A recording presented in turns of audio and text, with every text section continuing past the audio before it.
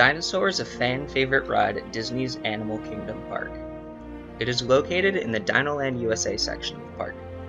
Dinoland USA has a rich pseudo-history to help immerse visitors into the world.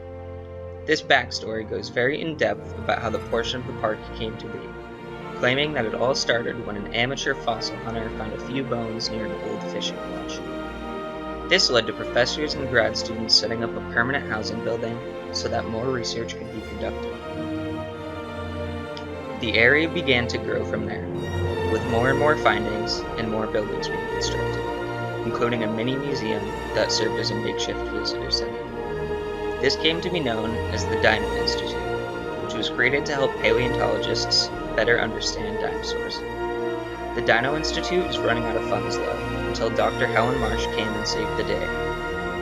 Around 6 months after Dr. Marsh's arrival, she announced to the world the invention of the Time Rover, a time-traveling car that would allow paleontologists to study dinosaurs back when they were alive. Jack Spence has a great 2-part article on allears.net where he goes further into detail about Dinoland's full backstory. Of course, this is all fiction, and the real story of Dinoland USA's creation is much more boring. It simply opened back in 1998 with Animal Kingdom. Dinosaur was one of the original rides, but back then it was called Countdown to Extinction and was allegedly much more intense. The name change was made in 2000 when the Disney film Dinosaur came out. The intensity of the ride was turned down so that it was more suitable for kids, along with a few other changes. The statue outside of Countdown to Extinction, which was a relative of the Triceratops, was changed to Aladar, the iguanodon protagonist of the movie. When the ride first opened, the rovers that riders sit in were called CTX Time Rovers, with the CTX being dropped when the ride was renovated, as it was short for Countdown to Extinction. The final thing that changed in 2000 was a couple of the narration lines throughout the ride, which were changed to give it more of a sense of urgency.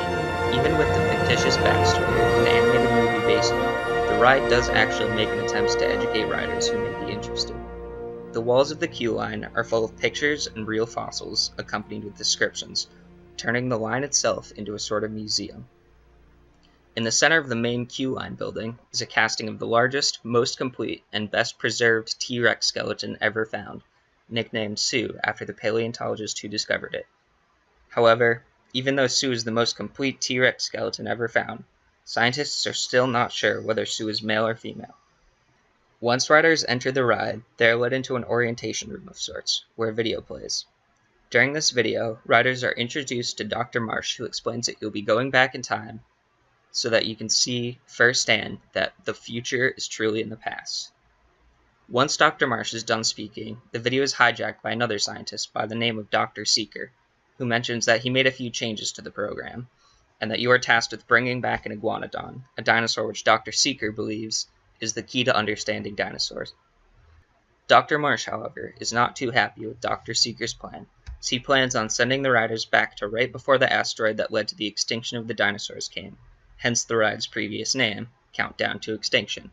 Throughout the course of the ride, visitors are chased by an animatronic Carnotaurus as foam meteors dangle from the sky. The Time Rover goes through twists, bumps, and sharp turns, and it is able to achieve these realistic effects safely through the use of an enhanced motion vehicle, or EMV for short. At the end of the ride, you are saved by the iguanodon that you were sent back to retrieve. Travel back to modern day times.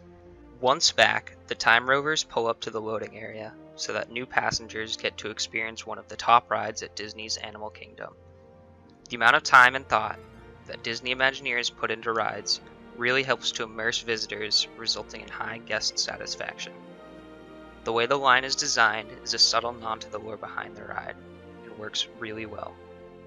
Disney is truly an expert at knowing their audience and making sure they use sounds and visuals to engage guests.